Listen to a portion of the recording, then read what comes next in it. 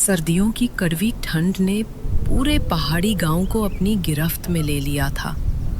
बर्फ से ढकी जमीन, झरनों से उठती भाप और दूर दूर तक पसरा सन्नाटा।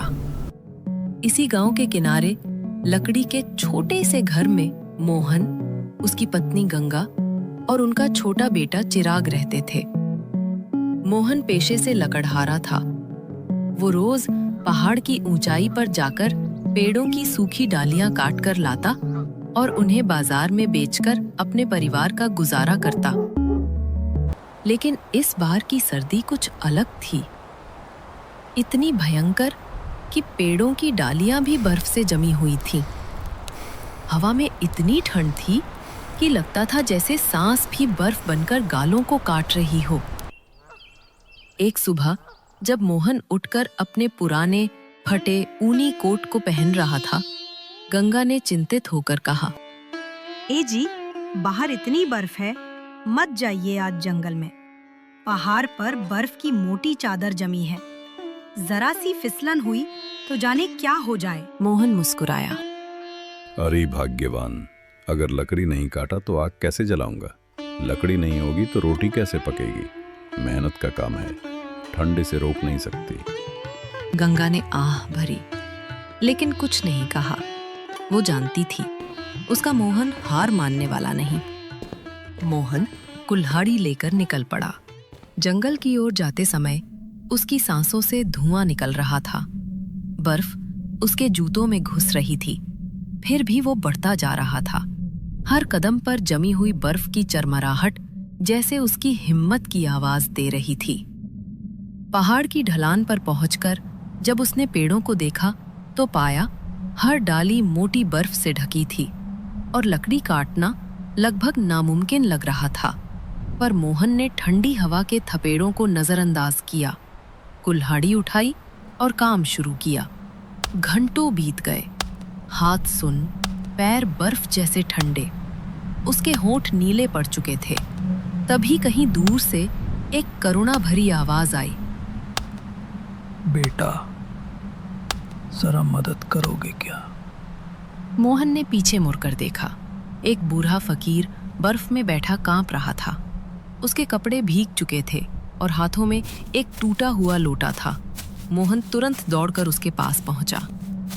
बाबा, आप यहाँ कैसे बैठे हैं? ये तो मौत की ठंड है। बूढ़े फकीर ने धीमी आवाज में कहा, मैं पहाड़ के पार वाले गांव जा रहा था, रास्ते में गिर पड़ा, अब चल नहीं पा रहा हूं बेटा। मोहन ने बिना सोचे समझे अपनी पीठ से ऊनी कोट उतारा और फकीर के कंधे पर डाल दिया। आप इसे ओढ़ लीजिए बाबा, मैं आपको गांव तक छोड़ दूंगा। फकीर ने कांपते हुए कहा, लेकिन बेटा, तेरे पास तो अब खुद के लिए कुछ नहीं बचा। मोहन मुस्कुराया। आपकी जान बचे, यही मेरे लिए गर्मी है। मोहन ने बूढ़े को सहारा देकर घर तक लाया। जब मोहन ने बूढ़े को घर लेकर पहुंचा तो उसकी पत्नी गंगा ने मोहन से पूछा, ये कौन है जी? क्या हुआ है इन्हें? पता नहीं, ये पास के गांव में जा रहे थे, ज्यादा ठंड के कारण रास्ते में गिर पड़े और जब मैंने इन्हें देखा तो ये बहुत बुरी हालत में थे, तो मैं इन्हें घर ले आया। हाँ जी, सही किया आपने। मैं अभी सूप बना कर देती हूँ ताकि इनकी तबीयत में सुधार हो सके। गंगा ने तुरंत चूल्हा जलाया और उसे गर्म सूप दिया। बूढ़े फकीर की आंखों में आंसू थे। उसने कहा,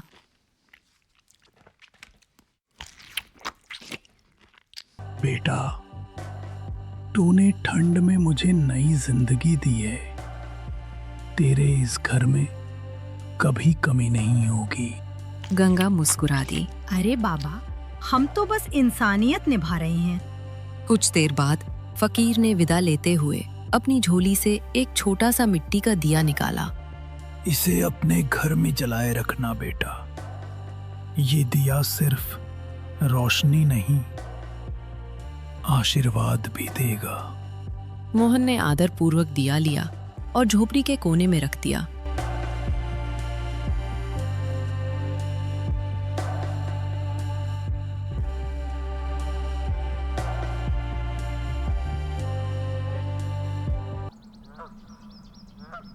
अगले दिन बर्फबारी और भी बढ़ गई।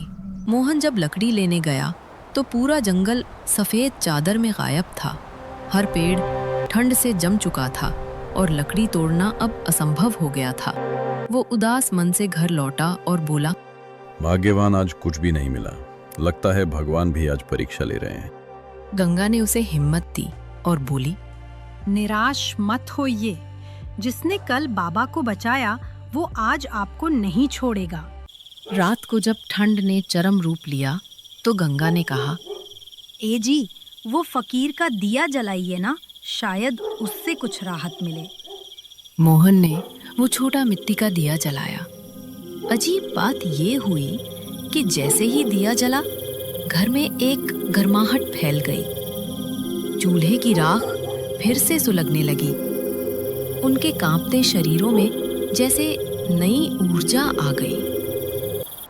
सुबह जब मोहन उठा तो देखा दरवाजे पर लकड़ियों का बड़ा ढेर रखा था, इतना कि पूरे महीने की ठंड निकल जाए। गंगा हैरान रह गई। ए जी, लकड़ी कहाँ से आई? मोहन ने आसमान की ओर देखा। शायद ये उस फकीर की कृपा है। दिन बीतते गए, सर्दी घटने लगी और मोहन की जिंदगी फिर से पटरी पर लौट आई। वो रोज लकड़ी बेचने जाता। अब उसकी मेहनत का फल पहले से ज्यादा मिलने लगा। लोग कहते, पता नहीं इस बार मोहन के पास कैसी लकड़ी है, जलाते ही पूरा घर गर्म हो जाता है। मोहन मुस्कुरा कर कहता, शायद किसी का आशीर्वाद जलता है उसमें। गंगा और चिराग अब खुश थे। घर में अब रोटी भी थी, हंसी भी।